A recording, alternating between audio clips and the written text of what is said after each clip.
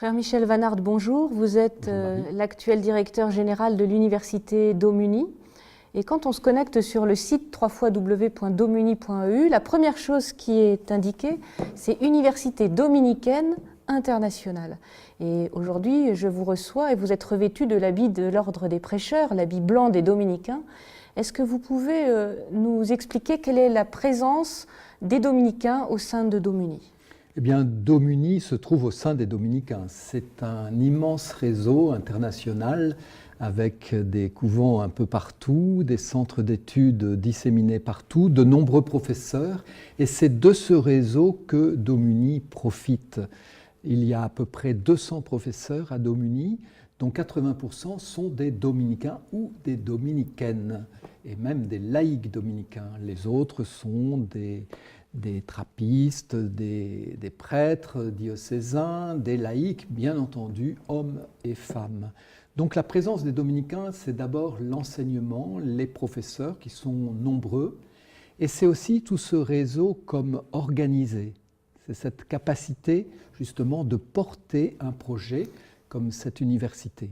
Alors parlons d'abord des professeurs. La proportion des professeurs dominicains, elle est de quel ordre ? 70, 80% je pense que c'est plutôt 80%, que 70%. Oui, de professeurs dominicains. Alors ils se trouvent un peu partout. Ils peuvent se trouver à Washington, ils peuvent se trouver en Belgique, en France, en Suisse. En Afrique, avez-vous des professeurs ? En Afrique, il y a pas mal de professeurs, francophones ou anglophones. Oui.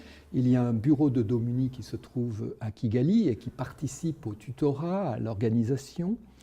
Il y a un frère qui se trouve aux États-Unis, qui travaille à tiers-temps à Domuni, à côté de Chicago, à Madison.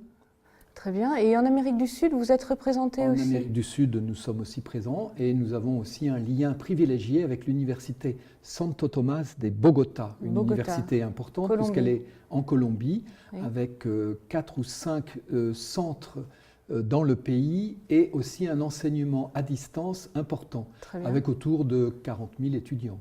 Très bien. J'ai rencontré l'année dernière des enseignants qui venaient d'Australie. Oui, et d'Asie. Oui. Il y a une sœur, Véronica Rosier, qui enseigne, oui, qui est en Australie. Oui. Très bien. Est-ce que vous pouvez nous dire, est-ce qu'il y a une spécificité dominicaine dans l'enseignement de la théologie et dans la recherche théologique ? Alors déjà, il y a une tradition qui fait maintenant 8 siècles d'enseignement. Il y a quelques grandes figures, comme bien sûr saint Thomas d'Aquin, donc une certaine tradition intellectuelle qui s'enracine dans la philosophie d'Aristote, qui est reprise par saint Thomas, qui va ensuite se développer avec l'école de Salamanque, par exemple, dans le domaine plus social, du droit international, des droits humains, avec Las Casas. Hein. Et puis il y a aussi toute une culture par rapport au développement, le père Lebré, etc. Il y a aussi l'aspect artistique qui a toujours passionné les dominicains. On connaît Fra Angelico, et puis il y a les mystiques rénans, par exemple, comme Maître Eckhart, Suso, Toller. Vous voyez, il y a vraiment une palette très vaste.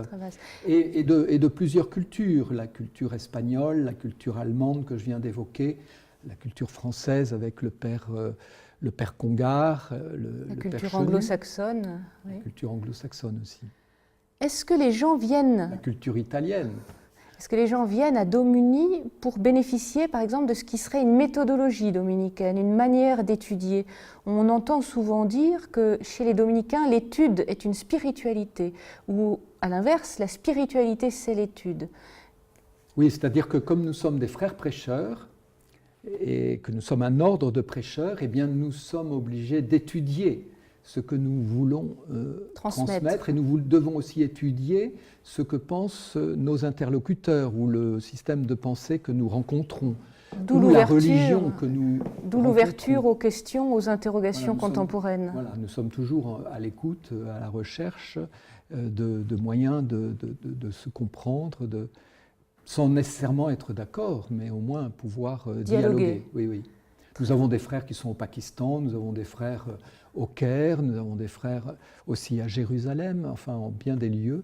Est-ce que vous pourriez, pour finir, nous donner 3 lieux symboliques d'études et de recherche où il y a une convergence entre Domuni et l'ordre des prêcheurs ?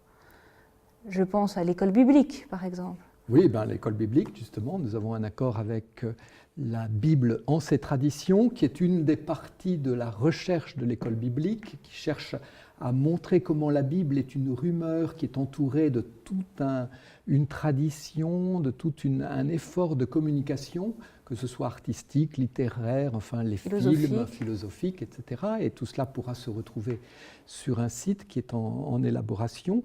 Donc nos étudiants peuvent étudier là et faire, par exemple, leur master de recherche dans ce cadre. Dans ce cadre-là, oui.